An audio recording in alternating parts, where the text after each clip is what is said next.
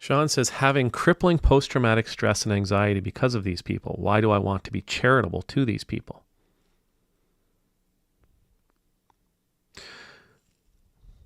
If they have caused you, and your words here are crippling post-traumatic stress and anxiety, if they have treated you in such a way that they have left you damaged, do you want to be the kind of person that leaves others damaged as well? That's really what it boils down to. Do not become the monster that harmed you, even towards the monster. Do not become like them, even towards them. You're better. You're more beautiful. You're more precious. You're more perfect than that. You are made for something greater than that. We're not meant to be made in the image of those who harm us. We're not meant to be made in the image of those who lead us astray. We're not meant to be made in the image of those who would feed on us, who would devour us, who would steal from us and take from us. We're not meant to be in the image of those who would injure us. We're meant to be in the image of the one that created us, of the God that created us, the perfect divine being that created us. That's who we are supposed to emulate. That's who we're supposed to strive to be. Now, from a Christian way of thinking, that person is Jesus, Emmanuel, God among us, God with us, God walking beside us, right? Creator set free, according to the New Testament version of the First Nations version of the International. Anyway, bottom line is, that's who we're supposed to become. We're not supposed to become like that crowd.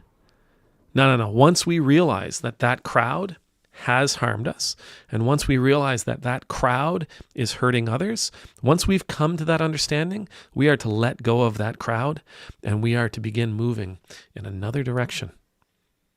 Hopefully in a direction where we grow to become more and more like Jesus. Again, from a Christian understanding. In a direction that we're supposed to be moving in a direction where we become more and more like the divine. Like God here in this world, a bright, beautiful, shining light in this world. That's who we're supposed to become. I don't want to be like the people that hurt me. I want to be the opposite of the people that hurt me, even towards the people that hurt me.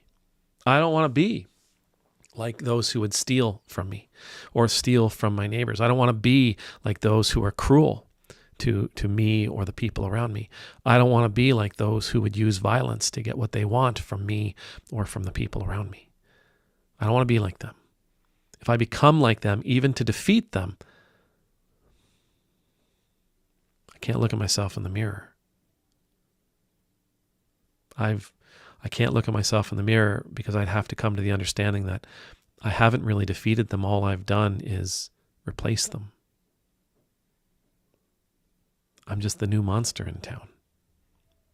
I'm doing monstrous things to a different group of people, but I'm the new monster in town. And I don't want to be the new monster in town.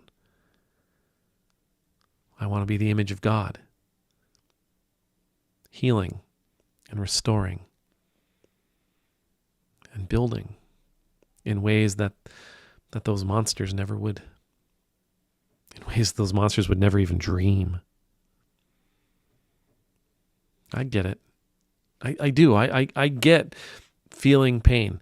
I understand that many of us have been harmed by others, and we do not want to be kind and gentle and loving towards them.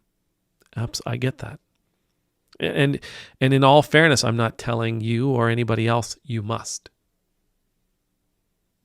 You might not be ready for that. We all have to heal to a certain extent. We all have to heal to move beyond our injuries to be restored and to recuperate from our injuries before we can take on that mission, before we can take on those characteristics. And that's my hope, is that we all heal to the point where we are capable of being people of love, regardless of who it is we're encountering. That's the hope. That's the standard that we reach for. We might not be able to do it today, but that's the standard that's the standard we should be striving to reach for. Yeah. Amen.